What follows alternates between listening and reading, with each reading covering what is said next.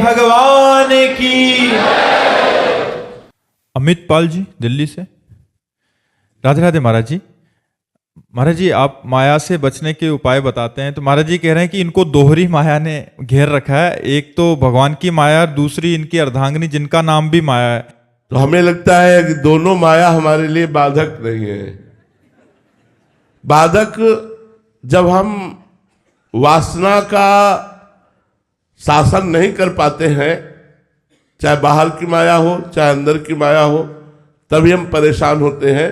अगर हम वासनाओं पर शासन करके और उसको अनुकूलता दे, जैसे समाज में है, हम समाज को अनुकूलता देने की सोचे तो कोई माया नहीं, और पत्नी को अनुकूलता देने की सोचे तो कोई माया नहीं। प्रतिकूल मत होना, अनुकूल बने रहना। अभिमान करके नहीं निकल सकते हो, भगवान की देवी शक्ति है, सर झुका के निकल सकते हो। भले पति प्राणेश्वर हो उनके, लेकिन थोड़ा नम्र रहना। तो इसलिए भगवान का नाम जप करो और सबको अनुकूलता प्रदान करने की कोशिश करो। और अर्धांगिनी अपना प्राण होती है, जैसे हम अपने प्राणों का पोषण करते हैं, ऐसे अर्धांगिनी का पोषण करो। वो माया आपको बाधा नहीं पहुंचाएगी, वो आपकी अर्धांगिनी है, आपका सहयोग करेगी, आपको सुख प्रदान करेगी। लोक और परलोक के लिए वो संगिनी है, उसे निषेध मत समझिए।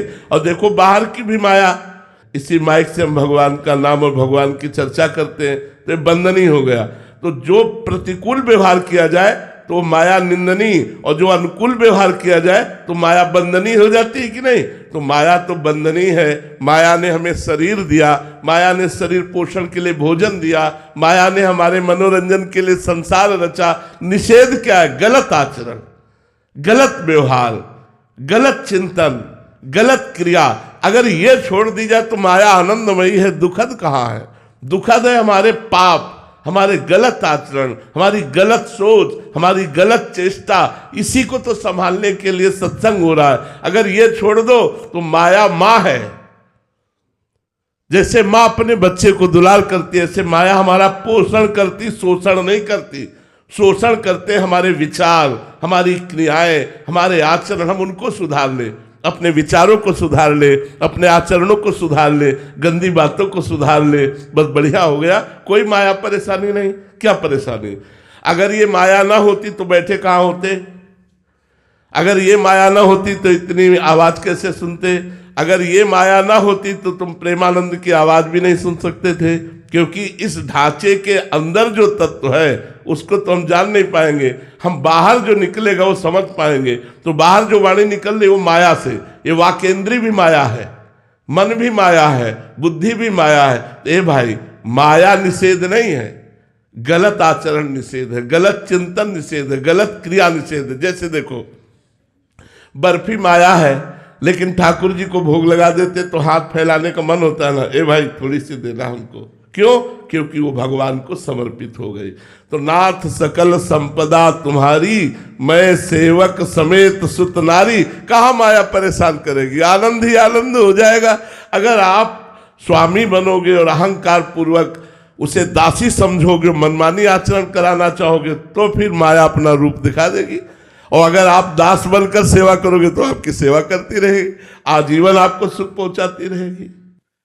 प्रीत जी इंदौर से। महाराज जी आपके चरणों में कोटि कोटि प्रणाम। महाराज जी, सबकी ममता ताग बटोरी, मम पद मन ही बांध बरी डोरी। महाराज जी इस पद को या इस श्लोक को कैसे अपने जीवन में उतारे महाराज जी? देखो, सबसे प्रथम बात तो है खूब संतों का संग करो। जैसा संग करते हैं वैसा ही रंग चढ़ता है। संत भगवान के चरणारविंद की अनन्य ममता से युक्त होते हैं। तो जब हम उनका संग करते हैं तो जो लोक में जननी जनक बंधु सुत दारा, तन धन धाम सुहृद परिवारा, यह हमारा जो ममत्व लगा हुआ है, ये उनके उपदेश से प्रकट हुए विवेक के द्वारा नाश होता है। जो ममता हम कहते हैं वो मोह से हुई है। जागतिक ममता का कारण है मोह, और मोह को नष्ट करने का बल लगता है विवेक, और विवेक का प्रादुर्भाव होता है सत्संग से। बिन सत्संग विवेक न होई। बिना साधु संग के विवेक नहीं जागृत होता, और बिना विवेक के समस्त मोह का नाश नहीं होता। और मोह गए बिनु राम पद होए न दृढ़ अनुराग। जब तक मोह का नाश नहीं होता तो भगवान के चरणों में दृढ़ ममता नहीं हो सकती। इसलिए खूब सत्संग सुनिए, नाम जप कीजिए, शास्त्रों का स्वाध्याय कीजिए, पवित्र भोजन पाइए, पवित्र आचरण रखिए, तो धीरे धीरे हृदय की मलिनता नष्ट होगी और प्रभु से अपनापन होने लगेगा। जैसे जैसे हमें भजन का अनुभव होगा वैसे वैसे सब ममता नष्ट होती चली जाएगी। अगर ममता हमारी प्रभु के चरणों में हो गई, बस हम माया पर विजय प्राप्त कर लिए। सबसे कठिन बात है प्रभु से प्यार होना, प्रभु से अपनापन होना। तो संतों का संग, शास्त्र स्वाध्याय, पवित्र भोजन, पवित्र आचरण, इनके द्वारा हम सांसारिक ममता का त्याग करके भागवतिक ममता को धारण कर सकते हैं। निखिल जी, राधे राधे महाराज जी।